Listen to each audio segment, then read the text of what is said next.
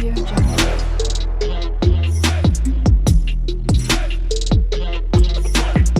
Audio Jungle. Hello అందరికీ welcome back to our channel Sai Shruti makeup and vlogs. ఈరోజు recipe కాకరకాయ ఇంకా టొమాటో కర్రీ అయితే చూసేద్దాం. సో ఇది నార్మల్గా తింటే చేదుగా ఉంటుంది కాకరకాయ కర్రీ చేసుకొని తింటే. బట్ కాకరకాయలో టొమాటో వేస్తే అసలు చేదు అనేదే ఉండదు, హెల్త్కి కూడా చాలా మంచిది. సో ఆ రెసిపీ అయితే ఈ వీడియోలో చూసేద్దాం. ఎవరు కూడా వీడియోని మిస్ అవ్వకుండా ఎండ్ వరకు చూడండి. కాకరకాయలని నీట్గా వాష్ చేసుకొని డ్రై క్లాత్తో నీట్గా తుడుచుకున్న తర్వాత ఇలా రౌండ్గా పీసెస్ లాగా కట్ చేసుకొని పెట్టుకోవాలి. ఇందులో మధ్యలో ఉండే గింజలు కూడా తీసేసుకోవాలి. ఇప్పుడు ఇందులోకి కొంచెం సాల్ట్ ఇంకా కొంచెం పసుపును కూడా యాడ్ చేసుకొని ఒక 5 మినిట్స్ పాటు పక్కన పెట్టుకోవాలి. చేదుగా తినను అని అనుకున్న వాళ్ళు చేదునెస్ పోవడానికి అయితే పసుపు సాల్ట్ వేసి పక్కన పెట్టుకోవాలి. లేదు అంటే కట్ చేసి డైరెక్ట్గా అయినా కూడా కర్రీ చేసుకోవచ్చు.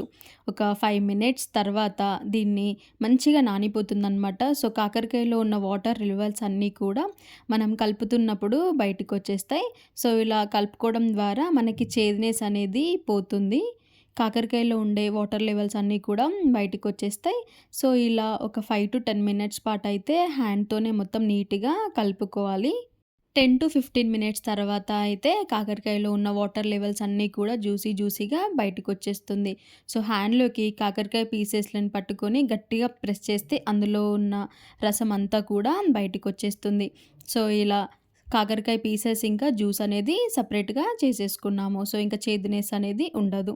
సో ఇప్పుడు ప్యాన్లోకి కొంచెం ఆయిల్ వేసుకొని జీలకర్ర, ఆవాలు, పచ్చిమిర్చి ఇంకా కొన్ని ఆనియన్ చిన్నగా కట్ చేసి పెట్టుకున్న ఆనియన్ కూడా యాడ్ చేసుకొని కొంచెం ఫ్రై అయిపోయిన తర్వాత 4-5 కరివేపాకు రిక్కలను వేసుకొని కొంచెం అల్లం పేస్ట్ని కూడా వేసుకోవాలి.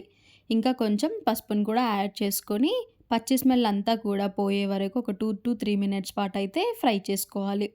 ఇప్పుడు ఇందులోకి సన్నగా తరిగి పెట్టుకున్న కాకరకాయ పీసెస్ని కూడా జ్యూస్ సపరేట్ చేసేసాం కదా. సో ఇప్పుడు వేసుకొని ఒక 10-15 మినిట్స్ పాటు అయితే మూత పెట్టుకోకుండా మగ్గించుకోవాలి.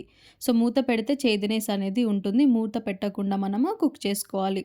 ఇవి కొంచెం కుక్ అయిపోయిన తర్వాత ఇందులోకి సన్నగా తరిగి పెట్టిన టొమాటోస్ని కూడా యాడ్ చేసుకొని ఇందులోకి తగినంత ఉప్పు, కారం వేసుకొని కర్రీ మొత్తాన్ని కూడా మగ్గించుకోవాలి.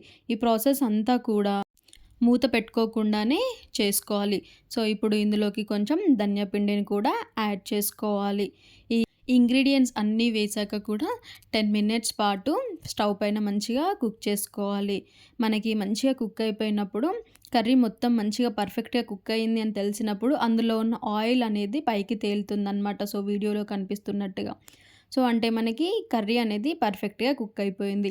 సో ఓన్లీ కాకరకాయ చేస్తే తినని వాళ్ళు చాలామంది ఉంటారు. సో ఇందులో ఒక 2 టొమాటోస్ యాడ్ చేసి చేసామంటే టేస్ట్ అయితే చాలా బాగుంటుంది. ఇంకా చిన్నపిల్లల దగ్గర నుండి కూడా తినను అని అనకుండా మంచిగా తింటారు. అండ్ ఇందాక తీసి పెట్టుకున్న జ్యూస్ని కూడా డైరెక్ట్గా తాగితే హెల్త్కి చాలా మంచిది. సో లేదు అట్లా తాగలేము అనుకుంటే అందులోకి లైట్గా హనీ లేదా షుగర్ వేసుకొని తాగితే హెల్త్కి అయితే చాలా మంచిది.